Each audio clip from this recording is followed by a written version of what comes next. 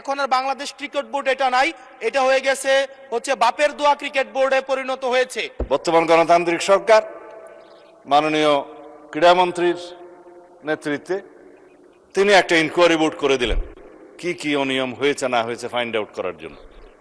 সেই তদন্ত committee report প্রদান করার পরে তারা ডিক্লেয়ার করলো এখানে যথেষ্ট অনিয়ম হয়েছে, আরো অনেক কথা আমি বলতে পারতাম, বলছি না। তারপরে সেটা ডিজলভ হয়েছে, ডিজলভ হওয়ার পরে একটা ক্রিকেট কন্ট্রোল বোর্ড হয়েছে, আহ্বায়ক কমিটি হয়েছে, অ্যাডক কমিটি। কাকে দিয়ে হয়েছে? এই দেশের কৃতি ক্রিকেটার, বাংলাদেশে সবচেয়ে পরিচিত, সারা বিশ্বে পরিচিত তামিম ইকবালকে দিয়ে। মাননীয় স্পিকার, আমি জানি আপনার সময় নষ্ট করছি, কিন্তু ফর রেকর্ড আপনি জুলাই অভ্যুত্থান সুরক্ষা এটার উপর বলেন। ক্রিকেট কন্ট্রোল বোর্ডের ক্রিকেট বোর্ডের অ্যাডক কমিটিটা করা হয়েছে। আমরা এখানে কোনো বাপের দোয়া মায়ের দোয়া করি না।